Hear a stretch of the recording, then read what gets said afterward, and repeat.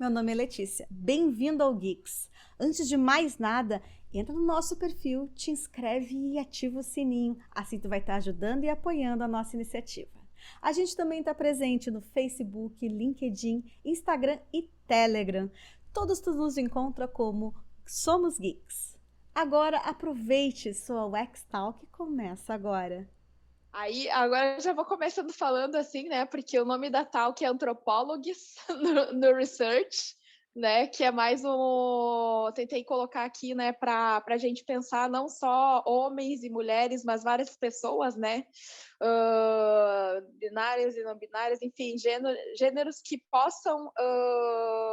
Outros gêneros que também fazem ciências sociais e que possam está aprendendo um pouco mais essa transição de carreira a partir de uma outra área de atuação que não a carreira acadêmica, né?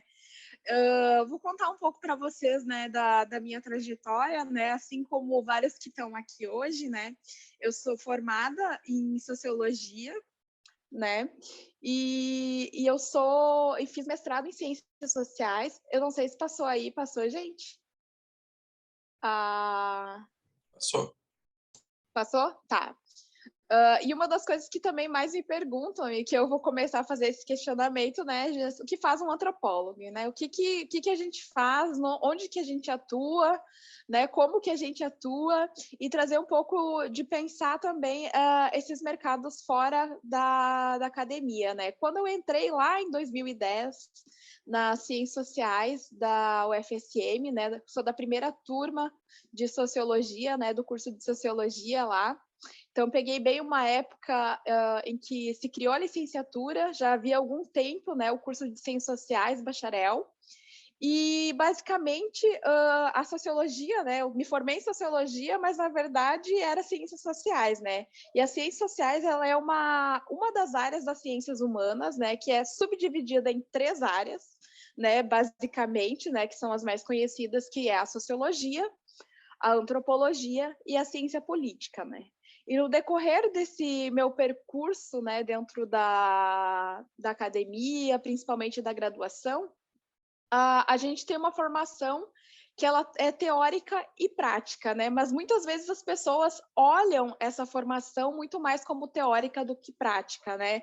E é isso que eu tenho tentado trazer um pouco também aqui quando eu estou dentro do mercado de trabalho agora, pensando que há muito mais alguns pontos em relação, por exemplo, à questão da temporalidade de entrega de uma pesquisa, por exemplo, que dentro da academia a gente trabalha de uma outra forma, mas não deixa de trabalhar com prazos, né? Mas existe todo um outro tempo quando se pensa na entrega de um trabalho maior, como um TCC, uma dissertação ou uma tese, né? Então, dentro dessas 3 áreas, né, cada uma a gente foi ensinado, né, para quem é formado em ciências sociais, a lidar com diferentes metodologias, né, de pesquisa. E aqui eu coloco, né, metodologias quantitativas e metodologias qualitativas, né? E vai depender muito da área que a gente vai seguir, né? Eu acho que as que trabalham com mais dados quantitativos, né? Os cientistas sociais que estão aí podem estar me corrigindo também. É uma mescla de sociologia, mas a ciência política também, né? Mas a sociologia, dentro desse contexto de pensar metodologias, ela também trabalha com pesquisas qualitativas. Então, desde a nossa graduação, nós somos formados, né, a entender, né, a compreender o comportamento humano, né, seja de diferentes vieses e também áreas e sub-áreas que são compostas também, que compõem as ciências sociais, no caso, para investigar e tentar compreender o comportamento humano, né?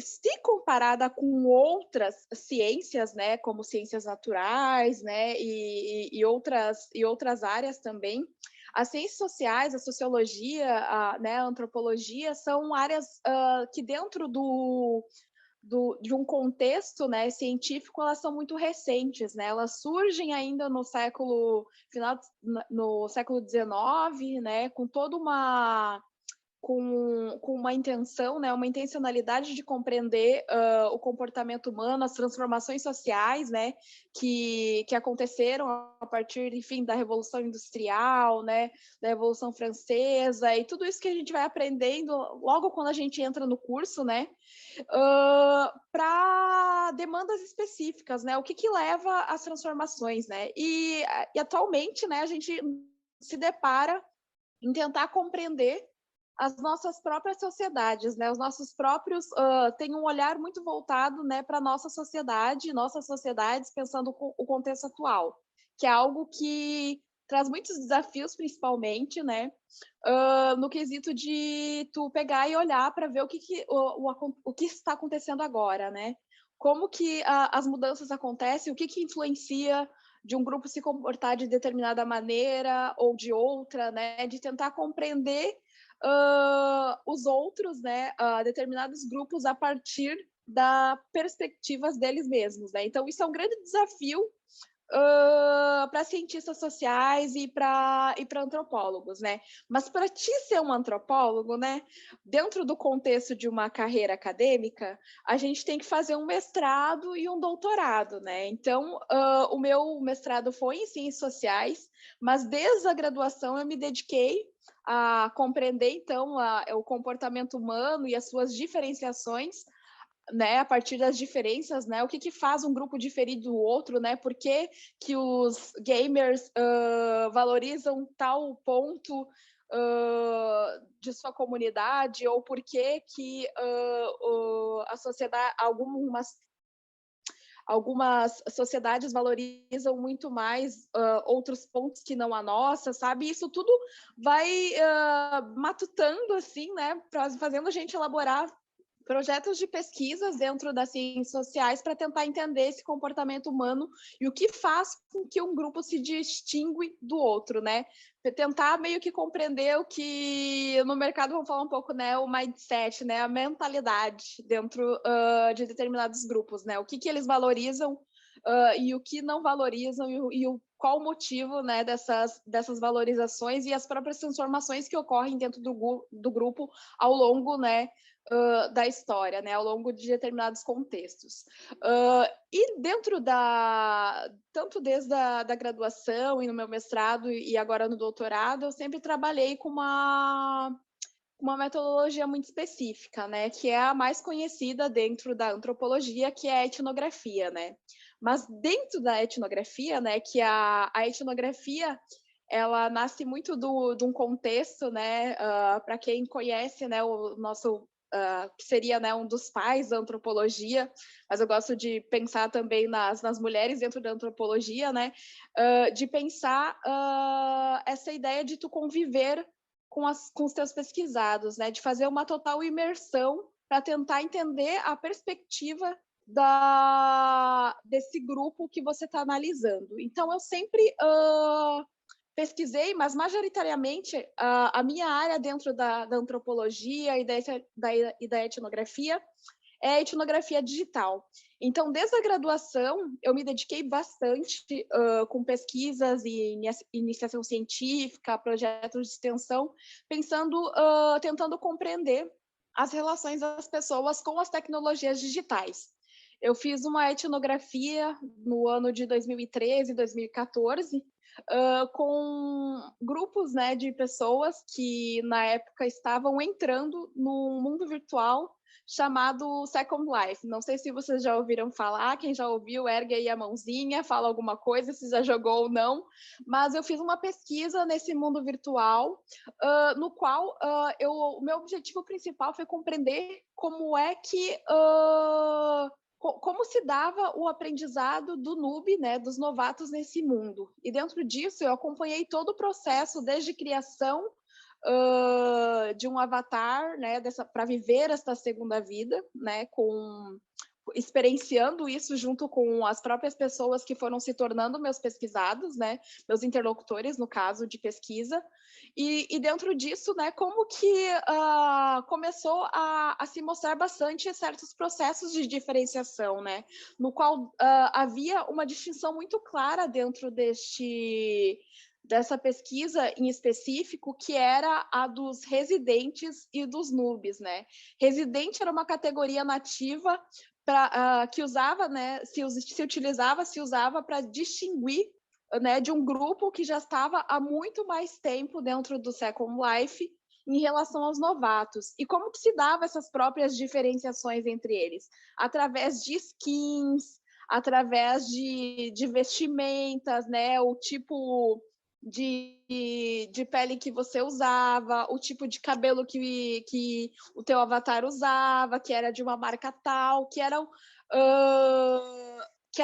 muito um gripo de controle, que era muito específico, né, e que modificava e que fazia parte de um processo de diferenciação entre eles mesmos dentro desse mundo, né? Os resultados foram bem bacanas, eu fiz uma análise e acabei apresentando num congresso internacional, no qual eu falo muito, né, dessas disputas também, né, de lugares dentro do Second Life, né, a partir de uma perspectiva mais de uma antropologia digital, mas também urbano, né? Pensando esse paralelo, né? De pensar como diferentes plataformas são ambientes que pessoas, né? E pode ser trajetam, né? E criam suas próprias redes de relações, né? Então essa foi só um exemplo que eu quis trazer aqui para pensar com vocês, né, dessa ideia de uma etnografia, né, dessa convivência com um grupo, né, de um grupo social que muitas vezes, né, no caso, né, existe um tempo, é um tempo que difere do mercado, certamente, né, não é apenas com uma entrevista, 2 entrevistas com 5 pessoas que se faz uma etnografia, ela tem toda uma duração, ela tem toda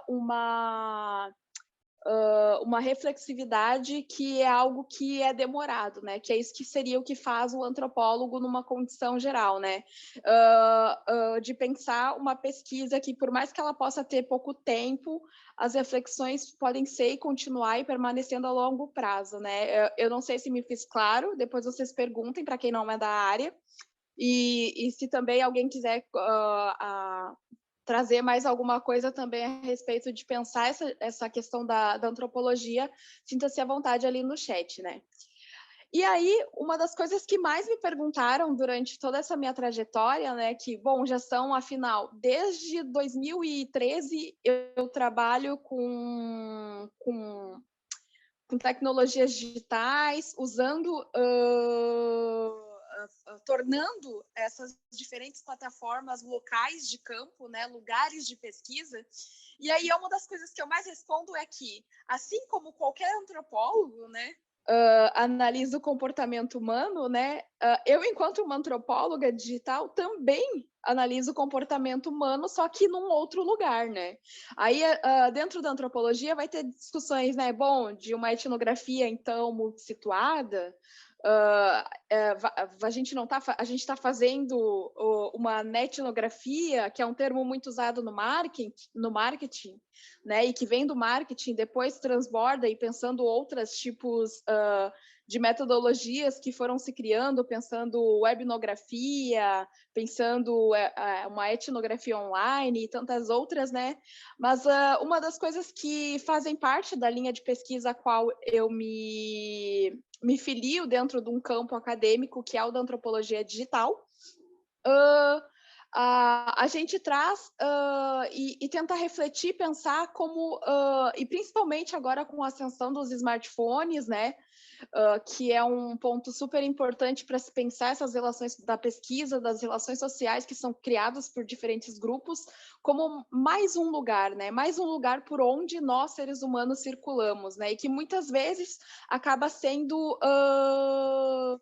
esquecido enquanto um ambiente, e aí agora, num contexto de pandemia, por exemplo, começa a se mostrar muito mais forte, principalmente questões relacionadas à infraestrutura, né? Pensando a queda de internet muito forte com a pandemia, né?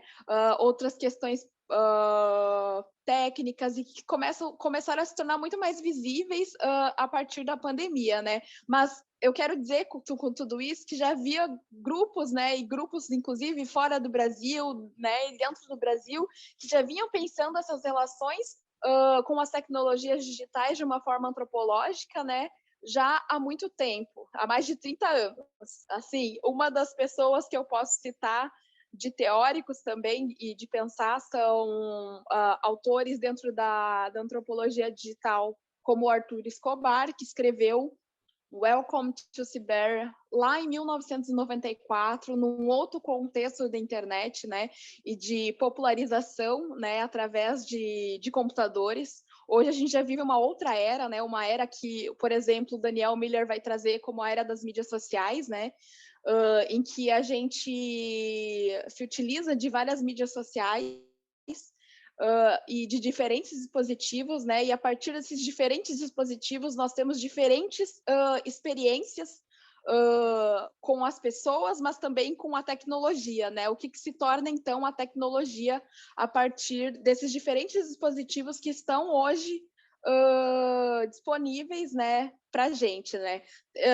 Tem muitos teóricos que vão mais para uma linha de olhar que é o fim das relações sociais, mas tem outros que já vêm, olha que não. Se a relação social acabou, por que é que a gente hoje está aqui reunido no Zoom, conversando e compartilhando conhecimento, né? Nós temos um grupo chamado Geeks, né, que está trocando ideias, que está pegando e compartilhando conhecimento, inclusive de uma outra forma e através também de diferentes plataformas digitais, né?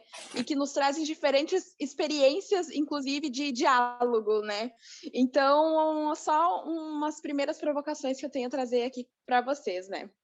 Em relação a isso, e que seria, então, nesse contexto de pensar a minha trajetória, que eu estaria, então, ligada numa linha de uma antropologia digital, que não surge na pandemia, gente, sim, muito anterior a isso, desde a década de 90, há vários estudos pensando, inclusive, games, né, pensando blogs, pensando outros tipos de plataformas e que as pessoas estavam experienciando em cada época, né?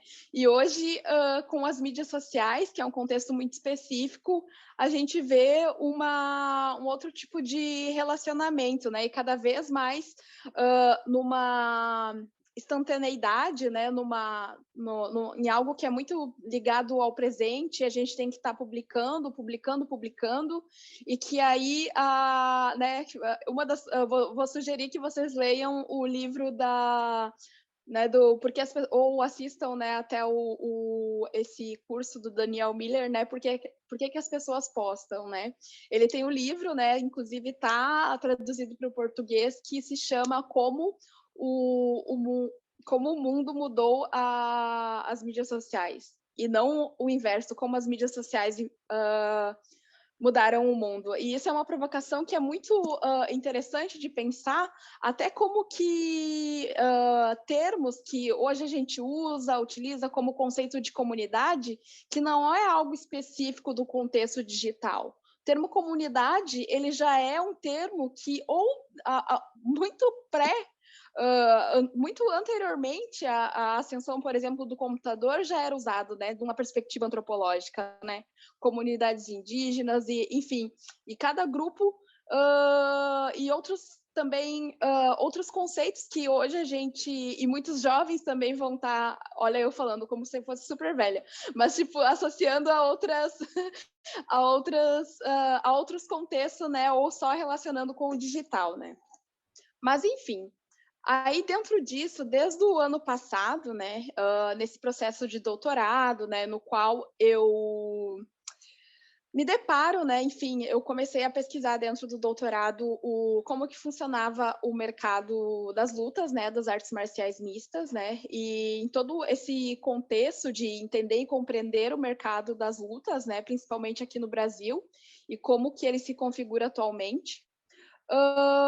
Eu comecei enfim, desde já do primeiro semestre dentro do PPGás, né, e a minha relação com o grupo de antropologia da economia e da política, eu comecei a voltar muito mais meu olhar também para uma perspectiva econômica, né? Então, desde o início eu tinha eu comecei o meu doutorado com essa interlocução entre antropologia digital, né, e toda a minha experiência que eu tinha de pesquisa de como que eu posso pegar e conversar com uma pessoa, ou observar, analisar que tipo de conversa eu faço, como fazer uma entrevista online, né? Como pegar e abordar uma pessoa na plataforma que o grupo mais usa, seja pelo Instagram, seja pelo YouTube ou WhatsApp, né? Eu já usei muito o Facebook como uma ferramenta de pesquisa, e principalmente no meu mestrado, a minha dissertação é muito focada no uso que pessoas idosas, né,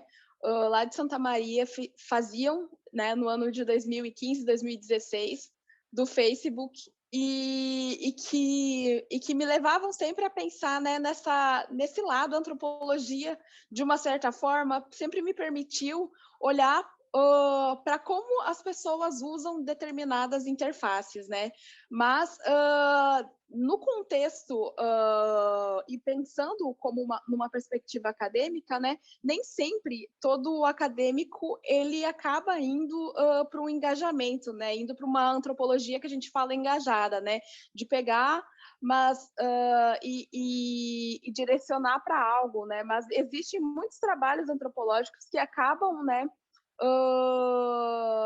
que sendo desenvolvidos através da academia ajudam muito a auxiliar, por exemplo, políticas públicas, né? Isso foi um caso que é bem legal, que foi o de uma da Brumi, que ela apresentou agora no Observe que teve, e que é muito interessante o quanto o trabalho dela acabou ajudando na produção de políticas públicas para pessoas trans. Então, eu acho que tem dentro do meio acadêmico não tem essa pegada tão aplicada nesse sentido, mas por exemplo, na construção de software, pensando nas áreas de humanas, né, gente?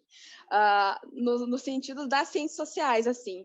Mas não é que não possa ter, mas aqui no Brasil é muito mais pensado e focado num olhar de carreira acadêmica, e tu mostrar e, enfim, produzir e construir o teu conhecimento para apresentar entre os teus pares, né?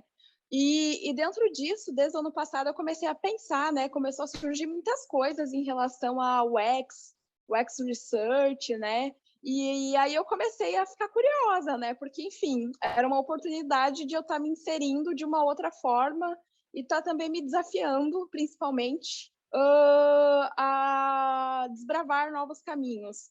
E isso, para mim, foi sempre muito importante, né? Eu sou uma pessoa que eu transito por vários, né, durante a minha trajetória, transitei por várias temáticas de pesquisa, embora fizesse parte e sempre seguindo uma linha de uma antropologia digital, né? Então, com isso, né, algumas dúvidas começaram a me surgir, né? E conversando também com outros colegas de trabalho, antropólogos que estão na academia, né, e que estão também pensando a transição, mas também outras pessoas que já estavam e já estão no mercado de trabalho, né, como o X-Research, né, e trabalhando nessa parte de experiência do usuário, eu comecei a me interessar muito, né. Só que uma das coisas que mais me veio na cabeça foi, né, uma das dúvidas frequentes como é que eu vou me fazer para me inserir, né, dentro do mercado de trabalho, né. E eu acho que isso é uma das grandes questões que nós, acadêmicos, né, para quem já começa lá desde a graduação, aí vai fazendo mestrado, aí já vai para o doutorado, começa a se questionar, porque nós somos muito bem preparados, né, de uma certa forma, a fazer pesquisa, né? Nós somos ensinados desde a graduação, nós temos disciplinas para pensar projetos, né? Elaboração de projetos, fazer a pesquisa de campo, né? Fazer o trabalho de campo, que a gente chama dentro da antropologia, e depois fazer todo o processo de análise, né? Categorização, classificação, e que vai resultar num trabalho que é, então, o TCC, a dissertação ou uma tese, né? Só que isso, dentro de um contexto do Brasil, a gente se vê muito fechado e meio que nos é ensinado, assim, nos inculcado, né, como alguns autores vão pensar, né, que o nosso único caminho de atuação, né, o que a gente poderia seguir seria apenas a academia, né? E com isso a gente se prende muito ao currículo Lattes. Então, assim, tudo que tu vai construindo durante a tua trajetória acadêmica, né, geralmente vai ser voltado para o Lattes. Apresentação de trabalhos, né, participação em congressos, organizações de eventos, fazer atividades complementares, né, e tudo fica focado na plataforma Lattes, né, que é o que move dentro, né, de um contexto aqui, pensando no meio acadêmico, enfim, a ciência dentro do Brasil, né, é uma plataforma que é muito importante porque mostra a sua trajetória e no que você é especialista, né, digamos assim, né, e tudo que você fez durante esse trajeto e carreira acadêmica. Mas aí eu fiquei me questionando, bom, o que eu vou fazer no pós-doutorado?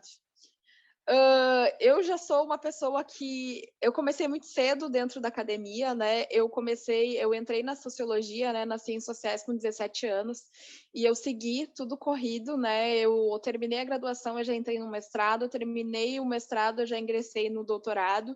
Então, eu não tive um tempo, né, entre uma etapa e outra. Então, muitas crises existenciais surgiram, né? E aí muita coisa eu fiquei me perguntando, né? O que eu vou fazer primeiro, né? Eu não sabia nem como ainda pegar e me organizar para isso, né? Tipo, bom, existe aqui uma área que ela está dando possibilidade, eu comecei a ver antropólogos trabalhando com isso, né? Cientistas sociais trabalhando nessa área, que é principalmente a área de UX Research, né? Focado na pesquisa. Então, eu comecei a fazer, tipo, de certa forma, uma pesquisa para tentar entender também, né? E conversando com outras pessoas, né? Nesse compartilhamento que é importante, né? Também para gente para qualquer pessoa que está em fase de migração de carreira. Só que muitas vezes no que eu via, por exemplo, no LinkedIn, quando eu criei o meu LinkedIn, é de pensar, né, o tipo, uma das coisas que eu observo agora, que se fala bastante dentro dos eventos em processo de migração para o UX, mas geralmente é pensando, né, de pessoas que já são da área de designer, por exemplo, migrando para essa área de UX designer, né, e pensando a parte de research também, né. Só que para nós, cientistas sociais, né, não era algo ou é praticamente algo que não é muito debatido dentro das universidades, né? Acho que principalmente isso. E aí, com isso, entra todos os outros tipos de reflexões, né, para pensar a nossa carreira e que eu penso, né, que também deve ser reformulado dentro dos currículos já desde a graduação, né? E então, que é a nossa atuação ou apenas como pesquisadores, né? Porque dentro da academia, para quem não sabe, quando você termina, encerra o doutorado, faz um concurso e passa nesse concurso, né? Você, além de trabalhar como... Você vai trabalhar, primeiro que no Brasil, você atua como um docente, né? Você vai ter que ser um docente, um pesquisador e ainda vai ter que acumular outros tipos de cargos, entendeu? Que fazem parte de toda a forma como se estrutura uma universidade, ou seja, assumir coordenação, pegar e ter que participar de reuniões de conselhos, do pós-graduação, dentro do departamento, enfim, acumula vários tipos de trabalho no qual muitas vezes vários professores acabam não se dedicando exclusivamente para uma pesquisa, que é diferente do caso de quem está, então, no mestrado ou no doutorado que consegue uma bolsa, né, gente? Porque quando se a gente consegue uma bolsa, a gente tenta dar ao máximo e se doar ao máximo para uma dedicação exclusiva para pesquisa, né? Mas a gente sabe que, enfim, o contexto é bem é bem difícil no sentido de que, bom, se a gente não vai tendo essa formação, a gente vai ter que estar indo buscando em outros lugares, né?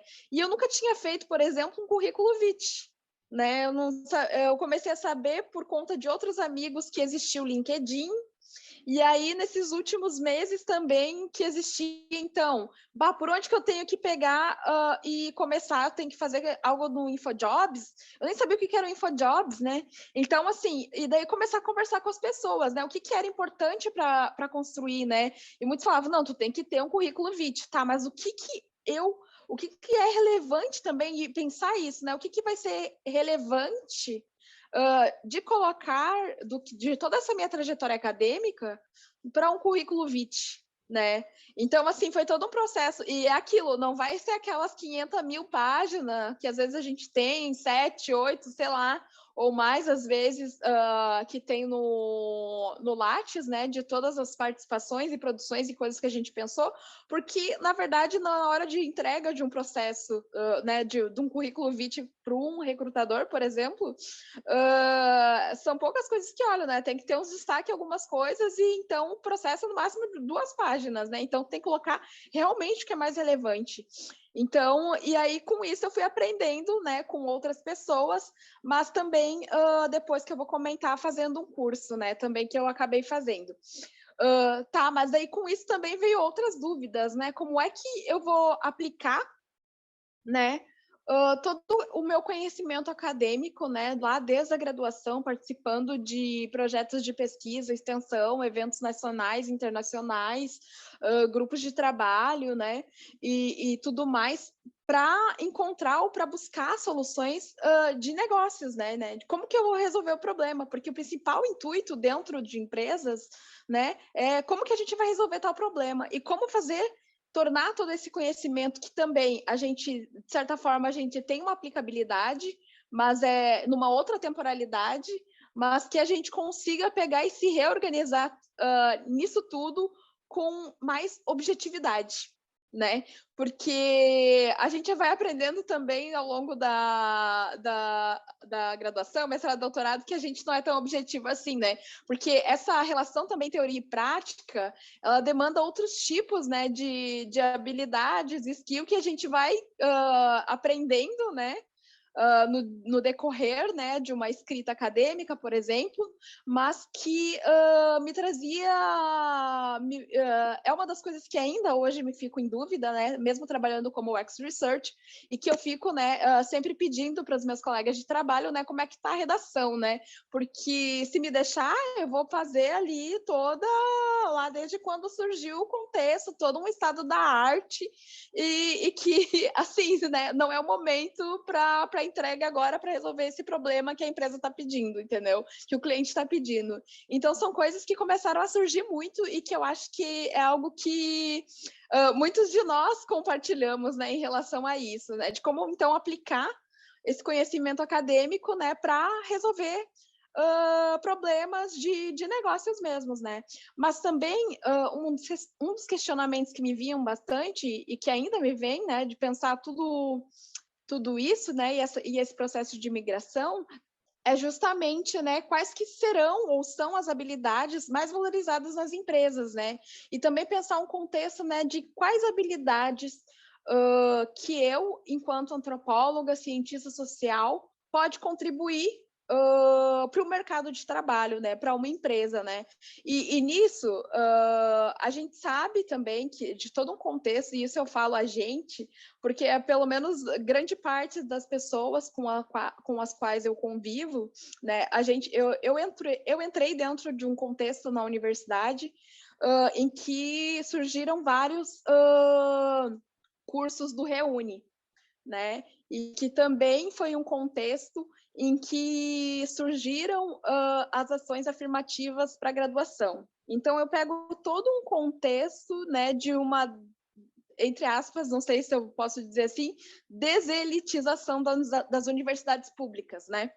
Então, assim, e que muitas vezes as universidades públicas não estavam preparadas, né, para pessoas que são pobres entrando, né, lá. E aí também a todo nisso que me traz refletir, né, de pensar essas habilidades, né, é que em vários contextos dentro também da academia, por um lado eu via que, tipo, por mais que eu tinha a minha dedicação, muitas vezes não era validada essa dedicação, né? Já cheguei aí em congressos e ser, assim, de todo o esforço de estar apresentando, né? A habilidade de comunicação eu adquiri recentemente, gente. Não é algo que a gente ganha do dia para a noite e a gente não tem, por exemplo, uma disciplina de comunicação, né? Como aprender a falar em público, sendo que nos é requerido sempre apresentar nossos trabalhos, né? Nossos dados de pesquisa em congressos acadêmicos. Então, muita coisa que... Bom, enfim, existiam pessoas dentro da minha turma que já vinham eram de outra classe social. Eu morei em casa de estudante, então era todo um outro contexto para trabalhar, para me organizar, para pegar e, enfim, é aquela coisa que a gente fala, né, de quem é pobre, né, a pessoa negra, entre outras pessoas, né, que são de minorias sociais, de pensar o quanto a gente tem que correr atrás para dar conta, por exemplo, de conseguir adquirir uma certa habilidade, né, que é algo que na minha adolescência, por exemplo, eu não tive condições de ter acesso, porque, enfim, minha família era pobre.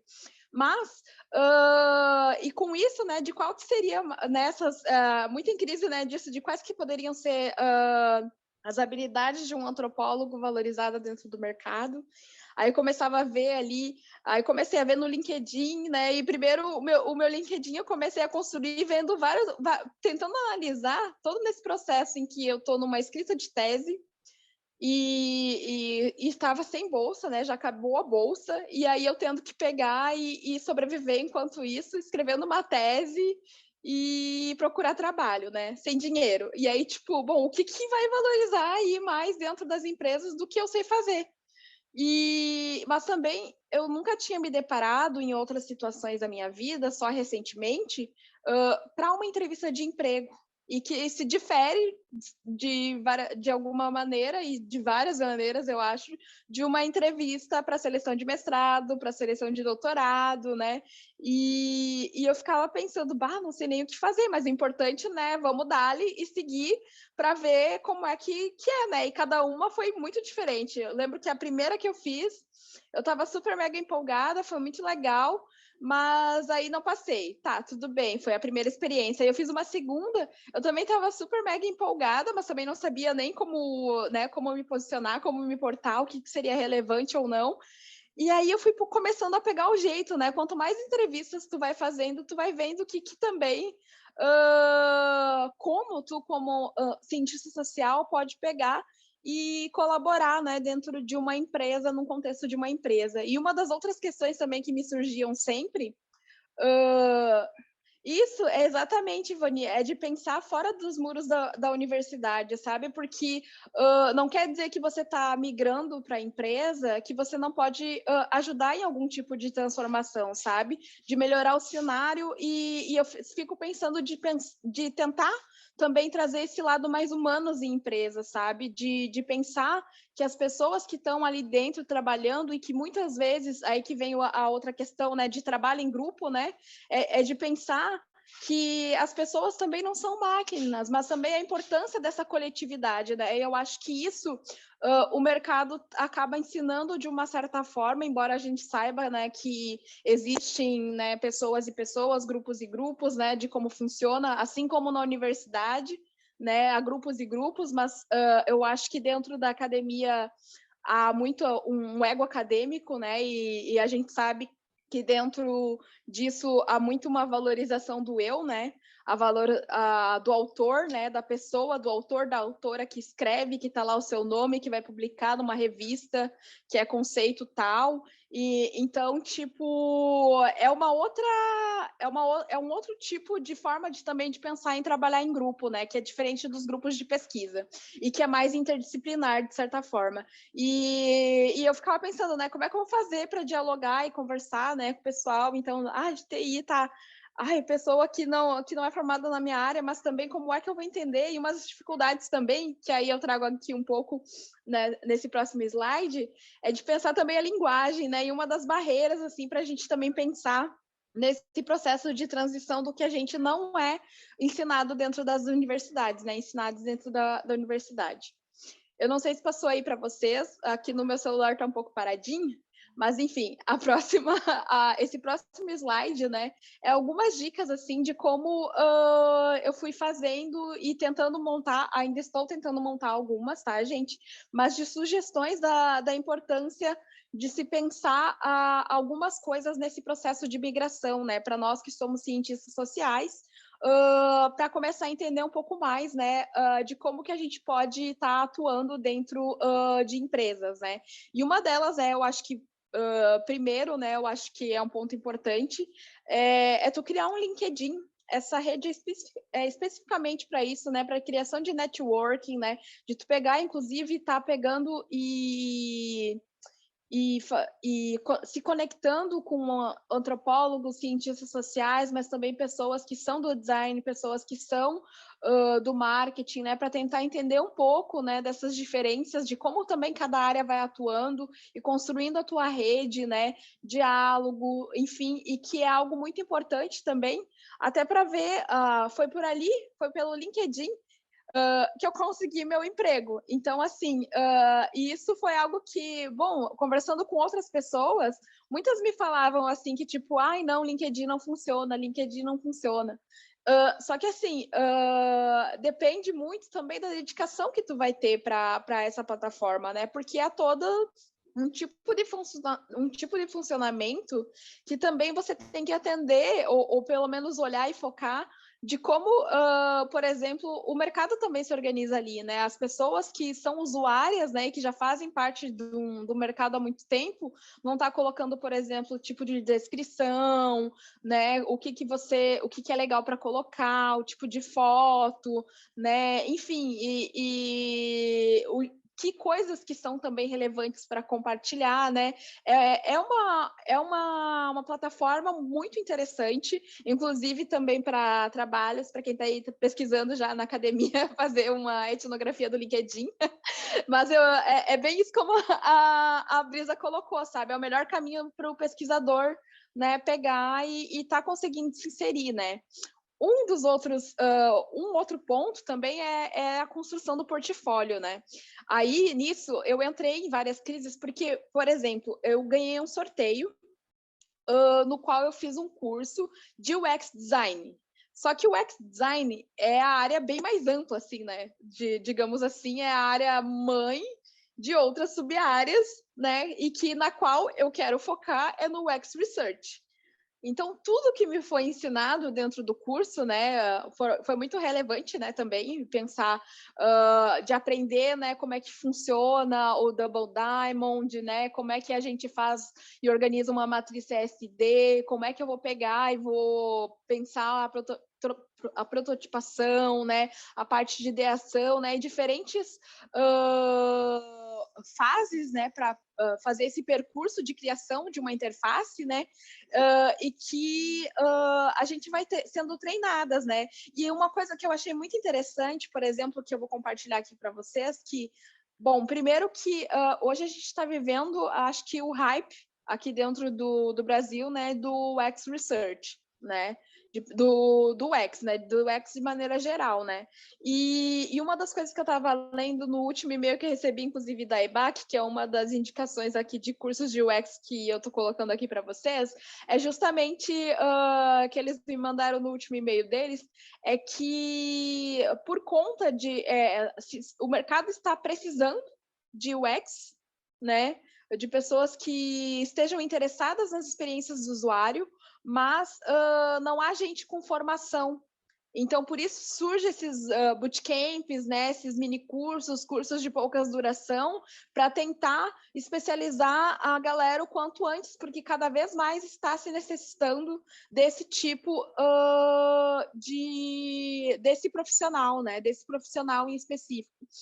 E aí a minha dúvida sempre e está sendo ainda hoje, né, de como montar esse portfólio voltado para research, né? Quais são os pontos que eu vou pegar e vou colocar para pensar o UX Research em específico, né? Então, com isso, né, eu tenho dialogado também com amigos, né, com amigas que já têm atuado na área, mas também estão nesse processo aqui, que a demanda está sendo tanta outras, principalmente dentro das empresas, que a gente não parou ainda para organizar o portfólio. Então, assim, e um portfólio de UX Research. né? Então, e são outros vários tipos de ferramentas, né? Por exemplo, na parte do audiovisual, por exemplo, um amigo meu, ele tá usando o Instagram dele como portfólio dele. E isso eu acho sensacional. Para a área dele, né, que é o audiovisual, e tu pensar a forma de todos os trabalhos de divulgação dos trabalhos que ele tem feito, que está fazendo, né, dentro desse campo específico, ele tornou o Instagram dele, né, como o portfólio dele. Então, também, há, né, coisas de pensar, bom, será que eu vou fazer em PowerPoint? Será que eu vou pegar e vou fazer numa outra plataforma, no Medium, tornar o Medium meu portfólio? Vou pegar e fazer no Notion, vou pegar e fazer em outras plataformas, né? Eu sei que no design, mas aí isso é numa parte mais geral, é usado muito o Behance. Eu cheguei a fazer até ali, tentar fazer um portfólio, mas ficou muito horrível, eu peguei e tirei tudo que eu tinha feito, gente. Então, aí assim, mas de pensar isso, né, também essa questão. Outro ponto aí foi a construção também desse currículo vitae, né? Que muitas vezes, mesmo através do LinkedIn, porque, gente, por que a importância do LinkedIn? No LinkedIn, tu pode filtrar, né, através da área, e vai ter sempre está sendo notificado dentro da rede as vagas que estão surgindo. Na parte de UX tem surgido muitas vagas a todo tempo, a todo momento. Então, assim, todo dia quando eu entro, eu sou notificada, a empresa tal está procurando o X Research, a empresa tal está procurando o Y e UX, né? Pessoas que estejam no design. Então, é uma boa forma de tu estar também olhando, né, e vendo das vagas, né? E você pode fazer a tua inscrição, né, que se candidatar à vaga, muitas vezes de uma maneira simplificada, ou às vezes eles pedem já o portfólio, tem algumas empresas que já têm pedido esse portfólio, então por isso que eu coloquei aqui, né, como um ponto a se pensar dentro para a empresa, além do currículo vitae. E aí pensar também, né, dentro do currículo vitae, né, o que seria mais importante, né? Existem algumas pessoas que colocam as questões das habilidades, algumas habilidades, né, o que você é, um pouco da tua formação, o curso, algum curso mais barato eu vi todo mundo ali falando barato, depois já chego nessa parte. Mas algum curso, especialização que você fez, né, e que torna isso interessante, e contatos de outras pessoas, né, também, com as quais você já trabalhou, que pode tornar algo importante e atrativo para a vaga que você está se candidatando, né? Aí uma outra questão que daí eu coloco aqui foi essa busca, né, de cursos de UX, né? Eu ganhei um sorteio há algum tempo atrás da Halbut Camps, né? Inclusive eu vi que já o meu amigo está aí, eu estou devendo até uma ceva para ele, para que a gente tem que comemorar algum dia desses, que foi no sorteio do Instagram, né? E também seguir, né, as páginas de sorteios de Instagram aí também, que está rolando vários sorteios dentro dos perfis, né, que você pode concorrer a vagas em cursos, né, seja por questão social, mas também e cursos assim, tipo da Halbut Camps, que foi o que eu ganhei, que era um curso de quase R$ 1.400, né, uma imersão de 3 meses, e eu ganhei assim, e o curso era super mega focado na experiência mesmo, assim, tipo, total, né? O X-Design. Eu não ficava só focada no research. Então, também na parte de prototipar, né? De criar, testar, enfim, as interfaces. E aí, tipo, a Halbut Camps, a Mergo, a EBAC. A Mergo é a mais popular, né? Porque tem uma figura muito importante, né? Mas também eu acho que é uma das mais caras. Tem a EBAC também, que ela está sempre ali. E a EBAC tem um diferencial, além de ela ter os cursos pagos, ela também oferece alguns cursos ao vivo que você participa gratuitamente e ainda recebe certificação. Então, fica aí uma dica, gente. Tem o Alura também, que eu nunca cheguei a fazer nada no Alura, mas agora, como uma trabalhadora, eu vou poder fazer e ter acesso a conteúdos do Alura. A doméstica, né, também, que eu estou fazendo um curso daí propriamente focado para research.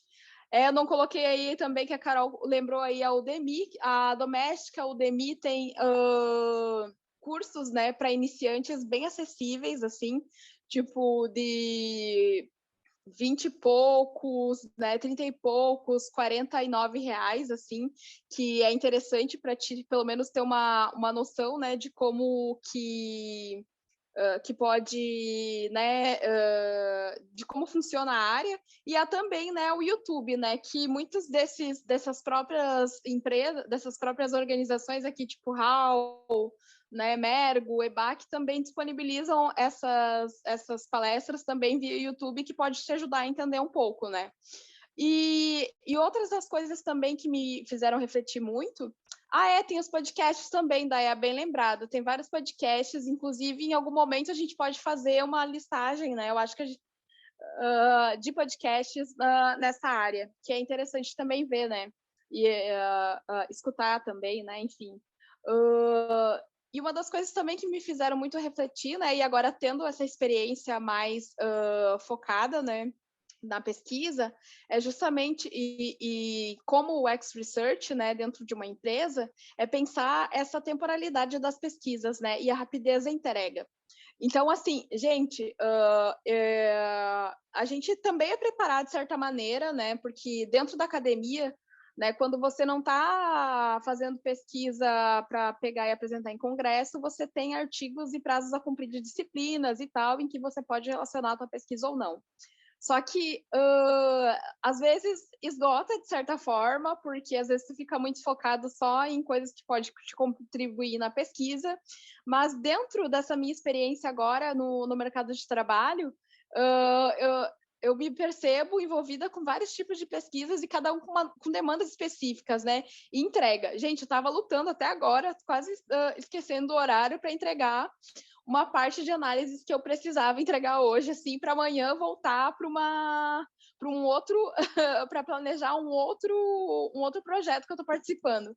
Então, assim, é uma outra vibe, mas que faz parte também do processo de pegar o jeito, né? Assim como a gente pegou o jeito de lidar, de como andar, de certa forma, dentro da academia, né, a gente também pode pegar um outro jeito, que é essa de como funcionam as coisas no mercado, né, também. Mas isso realmente é algo que para mim, que eu acho que grande parte das pessoas foi olhar um pouco nisso e reflete em relação a isso, né? E também pensar nessa linguagem acadêmica versus uma linguagem de mercado, né? Por mais que a gente leia em inglês, né? É obrigado a ler em inglês, né? Tem que fazer uma proficiência, pelo menos, ou em outras línguas, né? Fazer provas disso porque, né, dentro da academia nos colocam textos em inglês, francês, né, e espanhol e português, e isso tudo numa leitura que a gente tem que pegar e ler para uma aula, por exemplo. No mercado é muito isso de uma linguagem, né? Eu acho que o inglês ele é mais exigido, só que a questão que a gente se depara enquanto cientistas sociais é uma linguagem, acho que mais técnica da área mesmo de negócios, né? De pensar outras coisas que, por exemplo, eu ainda estou me adaptando, mas é muito interessante. E há também todo um movimento dentro das próprias empresas de pensar, né? Por que a gente usa tantos termos em inglês e por que a gente não usa termos em português, né? E isso eu tenho visto, pelo menos nas minhas redes principalmente LinkedIn, né? As pessoas colocando, né? Ou procurando fazer esse debate, essa discussão em relação a essa linguagem tão estrangeira, né, e tentando trazer realmente assim para o português. Mas dá para perceber que já está muito inculcada dentro do mercado, assim. E aí dentro disso eu fico pensando, né, e tento trazer aqui para ajudar também vocês, né, na hora de pensar que vocês sim têm skills. Ó, eu aqui, ó, toda inglesada aqui também, né? Né, das habilidades que nós temos, né, que é justamente de pensar, né, primeiro, eu acho que trair o movimento, isso mesmo, Murilo, já me aderi, assim, foi tanto que é de pensar, né, então a questão da empatia, né, dentro da antropologia, por exemplo, a gente não fala muito em empatia, a gente fala de exercer a alteridade, que aí vem um conceito, é um outro tipo de conceito, né? E que eu estou vendo que está se inserindo também essa discussão dentro do mercado empresarial de pensar mais em alteridade do que em empatia, porque por mais que, por exemplo, você conviva, a questão da alteridade é justamente isso, por mais que a gente conviva com um determinado grupo social, né, essa ideia de imersão, Lucas, mudei, né, ai que horror. A questão da alteridade é justamente de que, por mais que você conviva com um determinado grupo, experiencie várias coisas como ele, você nunca será ele, entendeu? Você não vai se tornar um nativo, né? Como Malinowski achava lá. Entendeu? Não tem isso, porque nós temos um outro arcabouço, né? Nós temos a nossa história, né? Enfim, mas esse é um conceito que é muito usado né, no mercado, que é o da empatia, né? Mas está muito relacionado também à questão da própria experiência, né? De tu experienciar junto com o seu cliente, né, com os usuários de um determinado aplicativo ou produto, né, né, percorrer com ele tudo para analisar esse trajeto, por exemplo. Outra coisa dessas habilidades, né, dos antropólogos é justamente a escuta, né? Isso me lembra muito o texto do Ingold, né? Pare, olhe, escute, né? Eu acho que é uma das habilidades que a gente sempre tem que estar exercendo em vários tipos de contexto, né? E acho que essa escuta, ela é muito importante, né? Eu tenho ouvido falar muito do termo dentro do mercado de escuta ativa, de escuta afetiva também, mas de pensar que a gente precisa escutar as demandas dos outros, não simplesmente eu tentar impor, né, determinado tipo de comportamento. Às vezes não cola, às vezes a demanda do teu cliente não é aquilo que você acha que é preciso, né, que é necessário, ou que você vê enquanto uma pessoa que está, enfim, num outro setor, né, que está dentro da empresa. Outra habilidade, né, que a gente também tem, né, enquanto antropólogos, né, é pensar a escrita, né? A gente está sempre escrevendo sobre essas nossas experiências, né? O que a gente sente, o que a gente viveu e refletindo sobre essas experiências. Então, um caminho que também pode ser, ao invés de pensar apenas o research, né, é pensar, né, o ex-writer, né, que é um dos campos que também tem surgido bastante e que a gente pode pensar dentro disso, né, a partir da nossa escrita, né, e, enfim, a questão da observação também, observação que nós temos esse olhar, né, que é muito nosso, nós já somos ensinados a olhar, a participar, observação participante, a ser muito analíticos, né? E dentro do contexto empresarial é justamente trazer, né, essa questão também de propor soluções, né? Proposição de soluções. Nós somos muito bons em mediação. Eu vendo também a gente aqui, gente, porque real, a gente consegue, ou a gente tenta em grande parte, a gente faz uma boa mediação, tenta dialogar das melhores formas com os nossos interlocutores, né? E com isso, né, através do diálogo, mediação de diferentes grupos, né? A gente já eu acho que em todo campo que se apareceu para a gente teve que ter exercitar uma forma de mediar diferentes grupos que aparecem dentro da pesquisa, né? Dentro do trabalho de campo. E também saber dialogar com diferentes grupos dentro do trabalho de campo, que também é importante para dentro das empresas, né? Quando eu estou falando com o usuário, quando eu estou falando com o chefe, enfim, não é chefe, com a pessoa, meu superior, enfim, nessa questão. Mas também existe um outro ponto, né, também que pode ser considerado, né, uma das habilidades de antropólogos, que é realmente a análise, né? A gente tem uma capacidade analítica que ela é bem importante, assim. E que nós somos muito bem treinados para isso, né, também. E além, é claro, da comunicação, né? A própria academia acaba nos treinando, de certa forma, através da apresentação em congressos, em sala de aula, né? Ao debate, né? Ao diálogo, a comunicar, a ter que se expressar, enfim, e que são pontos que podem ser muito positivos e, acredito, dentro do mercado de trabalho. E aí, Com isso, e já para ir encerrando um pouco aqui da minha fala, eu quero apresentar para vocês, em todo esse contexto em que a gente está vendo e nos deparando também, principalmente, hoje eu quero apresentar e aproveitar aqui para apresentar a vocês a HAL Consultoria, que nasce, da ideia das inquietações de 4, antropólogos, que eu vou apresentar aqui para vocês, que também estão aqui participando dessa talk aqui com a gente, que é a Daya, que atualmente ela é o ex-research na Dell, a Brisa, que é o ex-research na Warren, eu, a Jé, que é o ex-research na Atri, e tem o Léo, que é o ex-researcher na Kite. E que nós estamos abrindo essa consultoria para justamente pensar esse processo e auxiliar a quem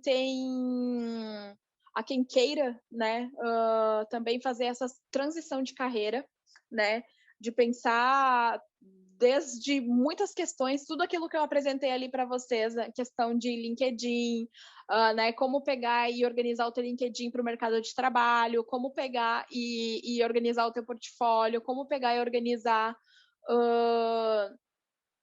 o teu currículo vitae, e tudo isso a gente criou a HAL, bem mussanianos, eles, mas de pensar, justamente nessa troca, essas coisas que muitas do que a gente viveu e passou nesse processo de transição, de estar também compartilhando com vocês, e poder auxiliar justamente, é algo que surge, é uma consultoria que surge especialmente, para cientistas sociais, para antropólogos que queiram migrar para a área de UX. É realmente isso, é o ensaio sobre a dádiva da UX.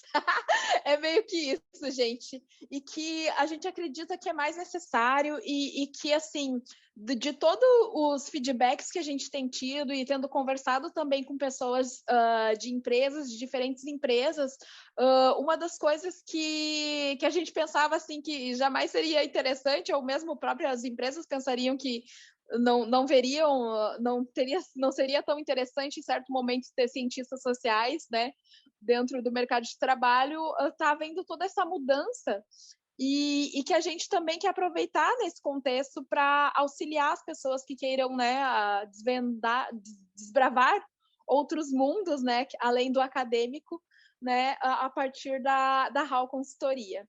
Então, eu vou agradecer aqui a vocês pela participação. Eu não li ainda nada ali em relação as questões e tal, aí eu acho que vai ser me colocado depois.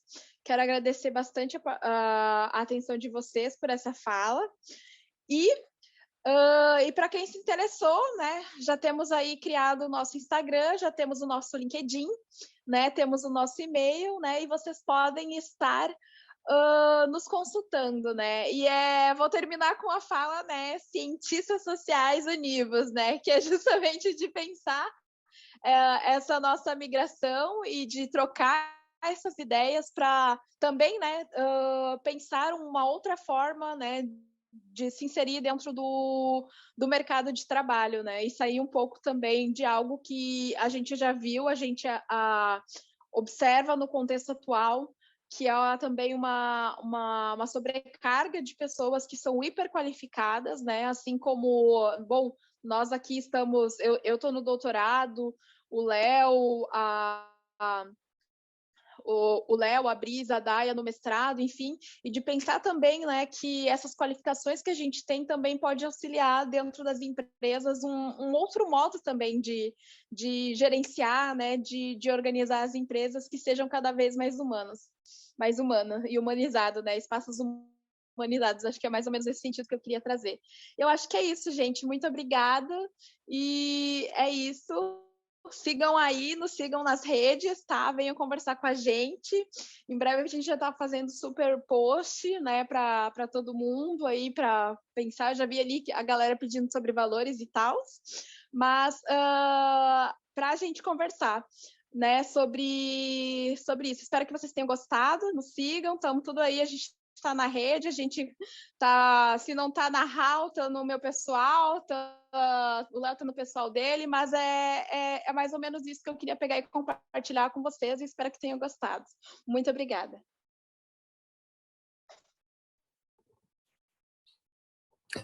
Bem, Jéssica, primeiro, né? Quero dar os parabéns aí, muito bom mesmo que você trouxe aqui pra gente. Principalmente esse desafio, né, de sair de um universo assim acadêmico, né, tão focado em pesquisa, aquela coisa assim universitária, né, e vir pro mundo corporativo, né? Então que eu imagino que foi um desafio muito grande e você conseguiu transmitir isso para a gente assim de uma forma muito bacana, sabe? Eu achei assim quando eu soube do assunto, né, os profissionais de antropologia em UX, eu achei perfeito, porque assim, como você viu, né, com as suas experiências, é muita pesquisa, vocês têm muito a contribuir. Então, de verdade, sim, agradecer, né, em nome aqui do Geeks, te dar os parabéns mesmo. Eu quero deixar aberto aqui para o pessoal que quiser fazer perguntas, tá? Eu já vou fazer um esquenta aqui, fazer uma pergunta aqui para a Jéssica. Tá bem. Então, Jéssica, o que eu achei, assim, digamos, nesse seu desafio? Você falou de várias questões ali, né? Mas o que você teria alguma coisa assim que você diria assim, uma ou mais, né? Que foi a mais difícil nessa transição? Existe isso? Olha, eu acho que assim, acho que eu acho que vários desses que eu apontei assim um pouco, sabe? Porque dentro do que a gente vive e experiencia na academia, tem coisas assim que diferem muito do mundo corporativo, assim.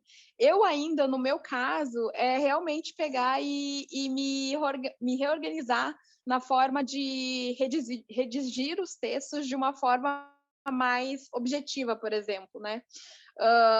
Que é uma das coisas que eu contei ali, que é uma das mais que eu tenho dificuldade, assim, porque é justamente de pensar que durante uma apresentação de um projeto, né, eu tenho que ser clara e objetiva, né, para quem eu estou apresentando, né, para quem e para deixar, né, tornar que a pessoa também entenda. Porque até uma das coisas que hoje eu estava lidando, e da experiência já de elaboração de projeto, é de pensar os usos dos termos, né? Que eu ainda estou com a linguagem bastante acadêmica, né? Então, assim, esse desafio de pegar e colocar numa linguagem de mercado, para mim tem sido um pouco grande, mas também eu acho que é a questão da temporalidade, né? Mas muito mais a temporalidade no sentido de estar lidando com vários projetos ao mesmo tempo, né? Então, assim, eu começo uma parte de uma pesquisa num dia, tem um horário, já tem a reunião, já tenho que ir para outra, sabe? Tem as reuniões, e isso era algo que, tipo, pensando dentro do meio acadêmico, e como eu sempre tive dedicação exclusiva, né? Eu fazia o meu próprio horário, né? Então, assim, mesmo aí essa reorganização de horário, assim, foi algo que me pegou bastante, assim, primeira semana eu achei super puxado, porque, enfim, por mais que às vezes eu chegasse a trabalhar 8 horas, né? 8 horas de trabalho, lendo, né, fichando, todas essas coisas que são necessárias também dentro de determinadas etapas do processo de pesquisa dentro da universidade, dentro do mercado, né, do mundo corporativo, eu me vejo assim a bilhão de ideias e tudo numa rapidez que é muito forte. Tipo, eu estava até conversando com uma das gurias da minha equipe, né, que a gente conversa muito, né, eu sou muito conversadora, vou tendo ali, ela vai me apresentando as coisas dela, e ela, tá, e onde que tu tá notando isso? Aí eu tô anotando no caderno. Aí ela, tá, mas por que tu já não vai colocando ali no PowerPoint? Aí, tipo, é que eu ainda não consigo, né? E aí ia vindo várias ideias, e aí a gente conversando, né? Fazendo as chamadas ali para conversar sobre o projeto.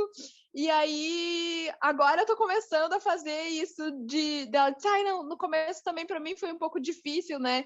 De pensar essa relação, né? De pegar e fazer, ou mesmo numa outra plataforma e não naquela que eu vou compartilhar com o grupo, né? E já ir pegando e digitando, assim. E isso que eu usava muito, por exemplo, eu sempre usei muito o Google Drive na parte de documentos de Word, né? Mas eu não usava o PowerPoint, né? Nunca precisei usar ali para as apresentações. Eu fazia minhas mesmo do próprio computador ali, e aí eu comecei a achar muito interessante isso, né? E ela disse, não, tu vai jogando ali teus insights, depois tu reorganiza ali, coloca ali e tal, e aí eu também já vou tendo acesso, e aí a gente já vê ali que tipo de linguagem tu pode melhorar, pensar que é mais objetivo e tal, e aí tipo, e aí foi sendo interessante isso, sabe? Porque isso realmente, o que eu tinha era do compartilhamento de um documento, né, de artigos científicos enormes, né, de pensar 10, 20 páginas, quase 30 às vezes, só de redação, só de escrita, enquanto no mundo corporativo tu tem que estar também mostrando, tu tem o visual, né? Tu tem que ter a imagem, e é interessante ter a imagem porque tu vai mostrando, né, demonstrando onde que pode estar sendo melhorado dentro da plataforma, né, dentro da interface, o que está acontecendo, porque que o usuário não está chegando até o fim da página, sabe? Essas coisas nesse sentido. Então, eu acho que foi um pouco disso e que ainda faz faz parte desse meu processo de adaptação. E acho que também, às vezes, é muito também da minha própria insegurança, né? Porque, afinal, eu estou desbravando um outro mundo, né? Era um mundo que eu não precisei desbravar em outro momento. Então, até também conseguir me localizar um pouco nele, de pensar assim, não, agora eu estou conseguindo entrar nessa linguagem de pensar. Hoje foi até muito engraçado que daí a gente comentando ali, eu e a minha colega de trabalho, né, que a gente estava junto num projeto que tinha que terminar hoje, entregar hoje, e foi tudo muito louco, foi um dia muito intenso. E aí ela, coloque em LOD. E eu, tá, LOD o quê, né? A outra mais perdida. E ela, não. Aí eu fui pesquisar o que é LOD. Aí eu, negrito, sai que burra, gente. Eu fui pesquisar isso. Mas, enfim, tipo, de pensar, né? De coisas que, enfim, nas minhas leituras de artigo em inglês, não aparecia essas coisas técnicas realmente, né? De pensar que o negrito era LOD, que, sei lá, né? Nesses usos, assim, realmente mais de plataforma, assim, que era algo que, enfim, eu aprendi no curso de informática, né, quando eu fiz, e muitas coisas do que eu fui mexendo e que a universidade me proporcionou também foi intuitiva, pensando nas regras de ABNT, que todo mundo odeia, que é um saco, né, mas, tipo, mas que tu não precisava descrever esses processos, assim, né? Embora eu tenha feito várias descrições, um exercício bastante forte dentro da dissertação de mestrado, pensando o uso do Windows, né, por idosos, né?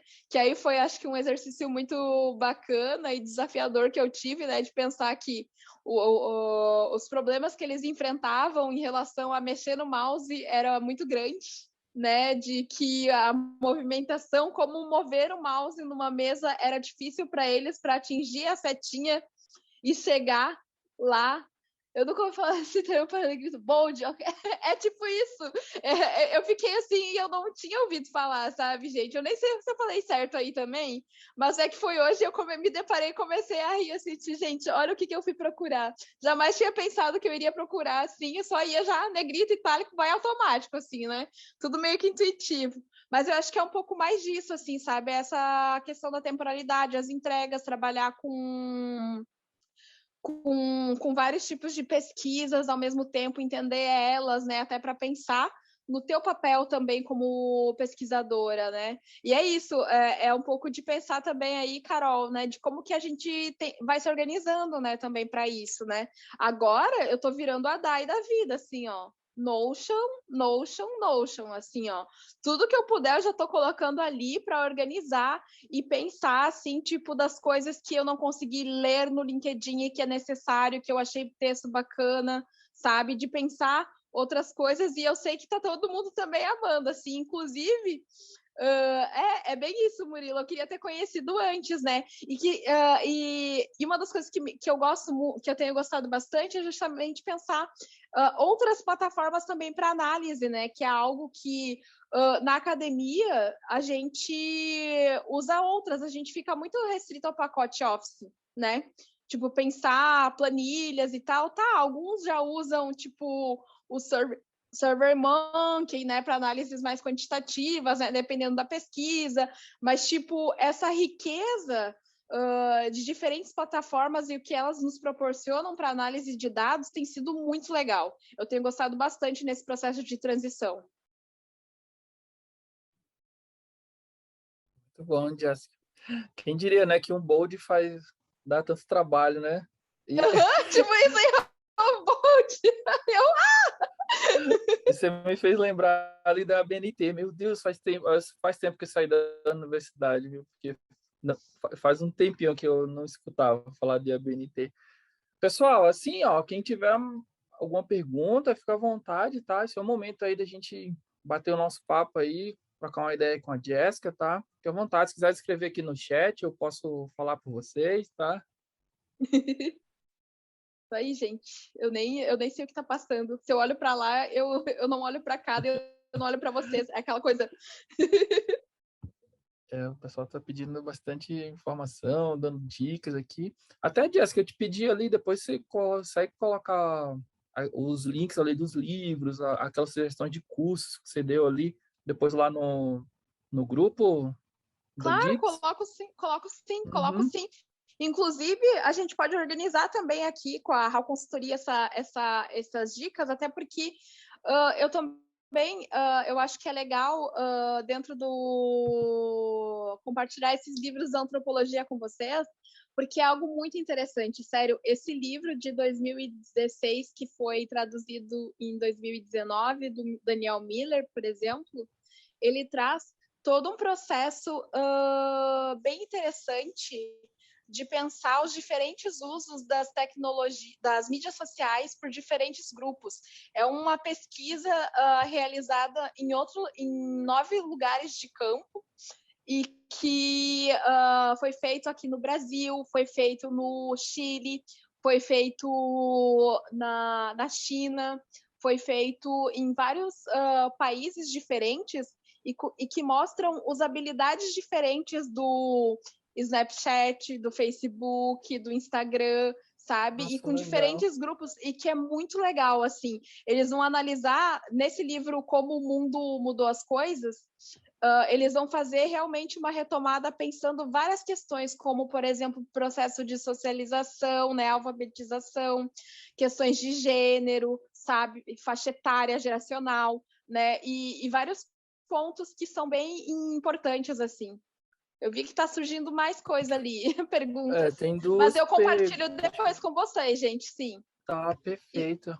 e Deixa eu se ver eu não, aqui. se eu não compartilhar, me cobrem, assim, porque às vezes, agora, ultimamente, em real, eu ando cheia de coisas, mas daí é só me cobrar que eu compartilho, tá? Tá. Jéssica, o Lucas perguntou aqui. Deixa eu perdi aqui na. Meu, tem tanta coisa aqui para ir. Ah, tá. O Lucas. Lucas Santos perguntou assim: se o seu processo de transição para o UX demorou quanto tempo? Foi logo após terminar o doutorado? Você está fazendo doutorado ainda, né? Ou já concluiu? Mas enfim, Eu ele quer tô saber fazendo. essa transição aí. Assim, Lucas, está sendo muito louco, porque é tudo muito recente. Eu comecei a pensar e é bem isso. Pois então, né, gente? Eu comecei a pensar essa transição a partir do ano passado. Da Gatilhos, porque daí já me pergunto da tese, cadê a tese, gente? Ai, tá foda. Mas enfim, mas de pensar, eu comecei a pensar já um pouco ano passado, né? Eu já queria estar começando a me organizar para esse ano realmente focar nessa transição, né? Então, mas só que daí tudo veio a calhar assim comigo por ter ganhado sorteio. E aí, ali, desempregada também, eu ganhei o sorteio para participar de eventos e fui fazendo outros, fui procurando. Aí, realmente, eu olhei assim, caramba, é para mim ir para essa área mesmo, sabe? Porque eu entrei em várias crises, porque pensando que mesmo eu sendo licenciada, né, a minha graduação foi em licenciatura, né, em Sociologia, eu antes pensava muito em ser professora universitária, sabe? Na verdade, não universitária, eu queria ser sempre professora de ensino médio, que eu me via ali sempre no meio da galera, né? Assim, dos jovens. E aí eu sempre tive essa identificação, né? Tudo que de ser professora, de dar aulas. Mas aí eu entro nessa fase, principalmente esse ano, de me olhar muito mais como uma pesquisadora e ver que todo o meu trajeto, mesmo na licenciatura, ele foi totalmente permeado por pesquisa. Porque desde o primeiro semestre que eu entrei na graduação, eu já estava participando de pesquisa. E assim eu continuei até o fim da graduação. E aí continuei pesquisando no mestrado, continuei pesquisando no doutorado. E aí, assim, foi, na verdade, esse processo de pensar o término do doutorado, né? Que eu estou numa fase que eu tenho que terminar o doutorado e começar no mercado de trabalho, tem sido um processo muito louco. Porque, assim, são muitas coisas para organizar. E a tese, ela também demanda muito tempo. Então, assim, para a escrita de uma tese é muito e já bom, vários gatilhos que já são gatilhos que, enfim, esse período da pandemia já atingiu a gente de uma maneira bastante forte, né? E eu ainda me sinto bastante cansada, na verdade, porque do ano passado para cá, para mim poder encerrar o meu campo, né, de uma vez, porque eu estava fazendo pesquisa com lutadores, atletas, empresários e promotores de eventos de MMA. Eu comecei lá em 2017, já circulando por eventos de MMA, e aí me deparei, né, no ano passado, que eu não poderia mais fazer isso por conta da pandemia. E aí o que aconteceu? Eu tive que me reinventar metodologicamente, né, de pensar outras estratégias de inserção para continuar minha pesquisa de tese.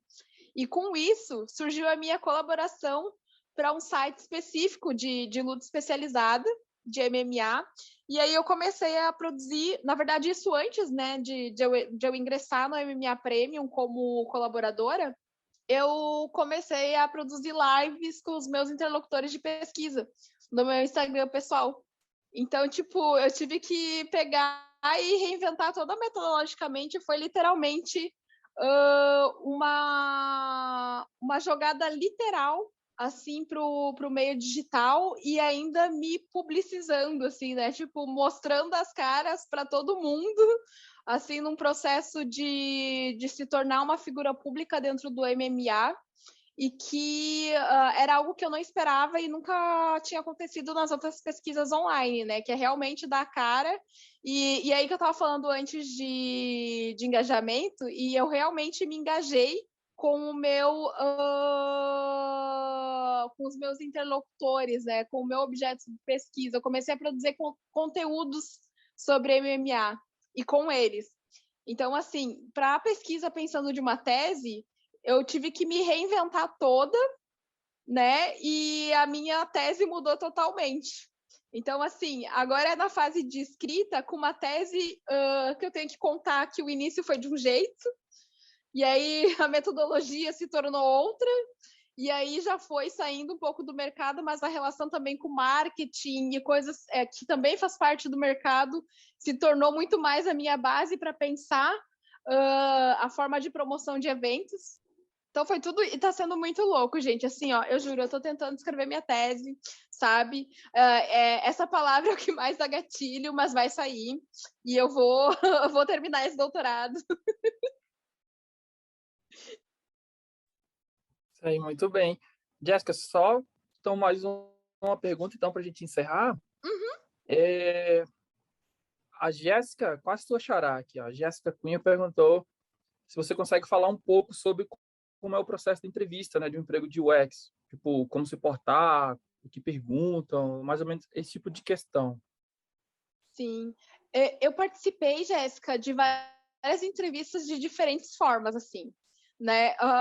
Mas as últimas têm sido muito mais, tipo, um primeiro, assim, para ver se rola um match, né, com a empresa, que eles gostam de falar, né? Vamos ver se rola um match.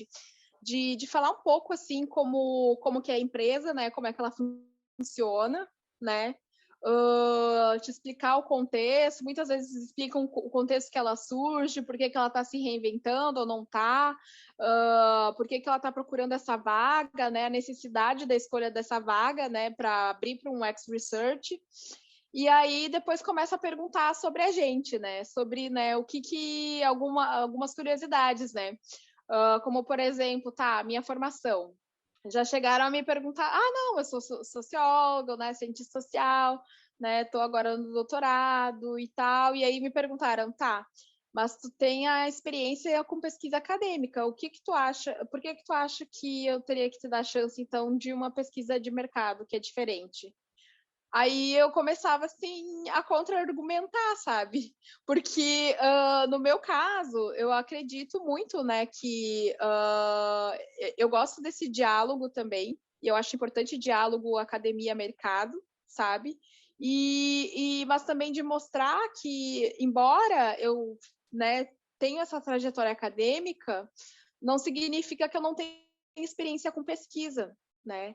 Então, eu começava a contra-argumentar, aí trazendo, não, mas eu tenho experiência com pesquisa. Aí eles me perguntavam assim, tá, no que você acha que tu é boa? Aí eu disse, aí me pegou, né? Tipo, né? Quais são as minhas qualidades, né? Aí eu já ficava assim, tipo, tá, quem sou eu? Né? Tá, gente, deixa eu pensar um pouco, né?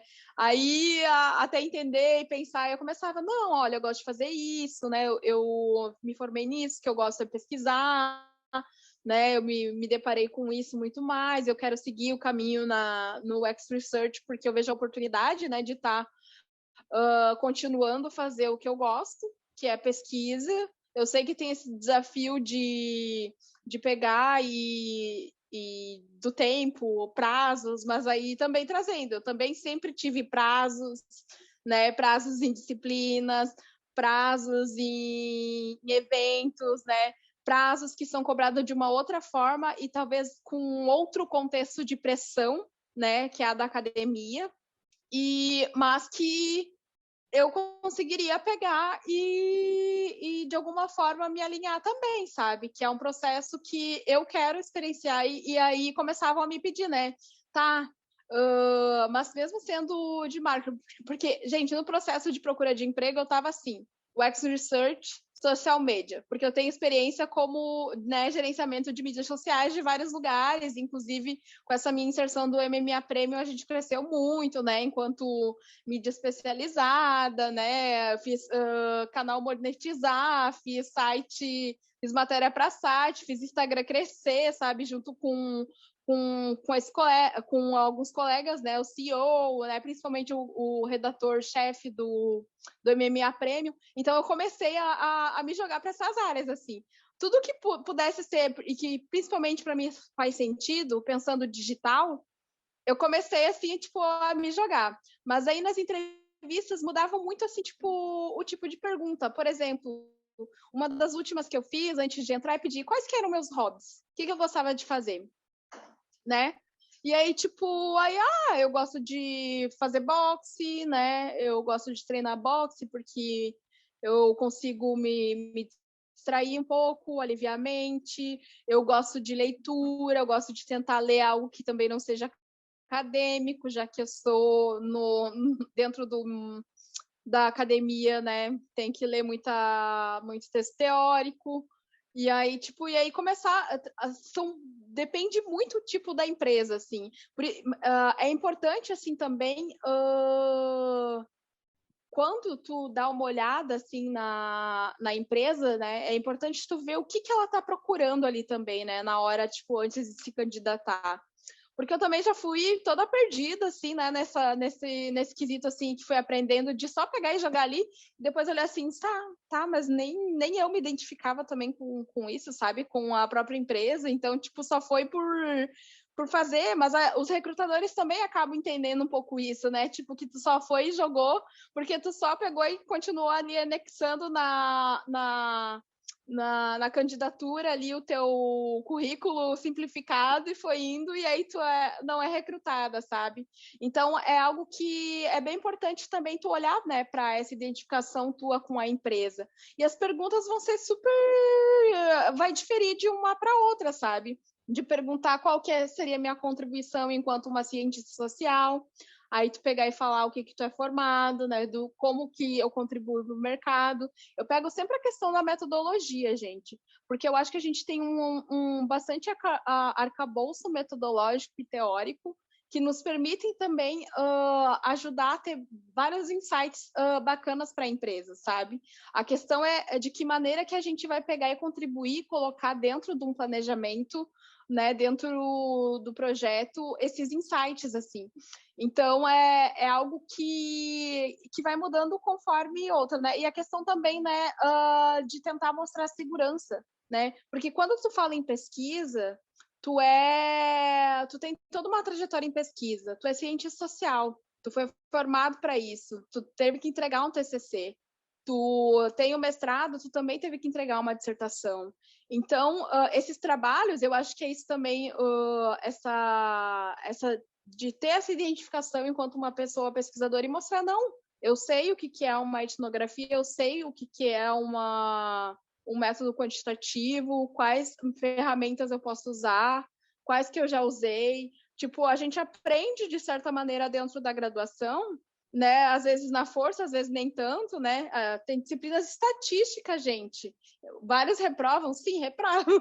Mas, tipo, lá no UFSM era clássico todo mundo reprovar em estatística, mas, tipo, das mais difíceis dentro do curso, assim.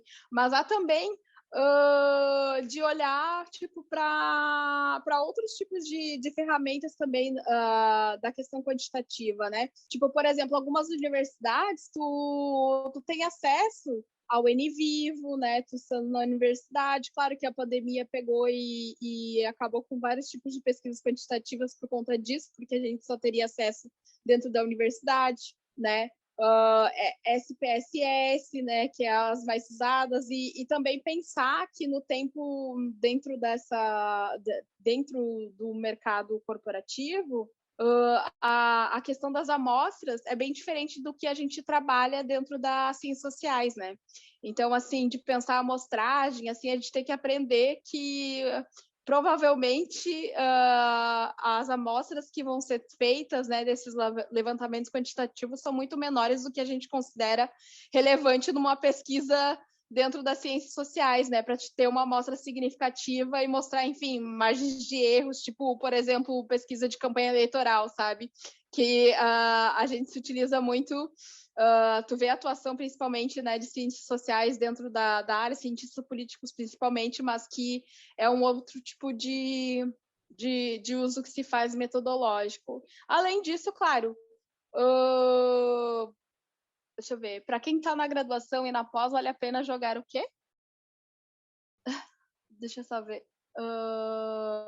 Metodologia em ciências sociais, porque assim a gente apresenta e tudo isso a gente durante a formação a gente também faz disciplinas de projetos, né, de aprender a planejar, né, gerenciar, isso tudo tem que estar mostrando porque são coisas que a gente fez já desde a graduação, aprende a planejar, elaborar, a fazer trabalho de campo, a selecionar diferentes técnicas de pesquisa, grupo focal, entrevista, questionário, sabe? Todas essas coisas que a gente vai aprendendo já desde a graduação. Então, assim, que são habilidades nossas e tu mostrar isso com segurança também na hora da entrevista, né? Que eu acho que é um dos pontos também bacanas de apresentar, assim. Ótimo. Jéssica, pessoal, então, enquanto Jéssica, você quer compartilhar algumas considerações finais? Então, gente, eu acho que eu quero agradecer. Provavelmente eu não falei tudo que tinha para falar, mas eu espero que eu tenha ajudado, né, a todos vocês que participaram e ficaram até aqui. O nosso papo pode continuar fora daqui, né? Aqui foi a primeira vez que eu estou falando sobre isso, né? E eu agradeço muito ao Geeks, né? Por estar falando disso, né? Por estar falando desse tema, que inclusive envolve esse meu processo de migração de carreira e que tem sido interessante também para mim. De estar conhecendo novas pessoas, fazendo novas networkings, né? Novas redes e que também dá poder possibilitar isso, né, para outras pessoas e mostrar um outro olhar também, né, do que possa estar nos levando, né, a outras formas de atuação, né. Então, eu acho que é mais ou menos isso. Espero que vocês tenham gostado. Agradeço demais todo mundo que ficou até aqui. E eu sei que rolou várias dicas ali também dentro do chat que eu não pude acompanhar. Agradeço demais a galera aí que foi dando as dicas também. E espero vocês encontrar por vocês por aí. Vai no LinkedIn, siga a gente nas redes sociais, né? Ai, que bom, Jéssica, que dá uma esperancinha. Eu espero, porque é meio que isso, sabe? Eu entrei nessas crises existenciais pensando que eu não conseguiria, mas eu tive Brisa, eu tive Daia dizendo assim, eu tive Léo dizendo que não, amiga, te joga, sabe? Eu tive outras pessoas também dizendo não, investe. Olha, tu ganhou o curso, é para ti, sabe? Tu teve esse sorteio, tu teve essa oportunidade. Então, assim, e me vendo nisso foi bem importante, sabe? E eu vejo que isso realmente é o que me faz e é o que me move. A pesquisa é algo que realmente me move, conhecer coisas novas, pessoas novas, outras perspectivas é o que realmente me interessa, não só como antropóloga, mas como pessoa também. Para sair um pouco da zona de conforto, assim, também, um pouco, sabe? Com certeza. Jéssica, então, brigadão demais, tá? O Geeks agradece você de verdade, sim, muito bom mesmo que você trouxe aqui pra gente. Então é isso, pessoal, um prazer, Jéssica, muito obrigado a todos. Obrigado aí, Ariel, pela parceria e até a próxima, pessoal. Boa noite.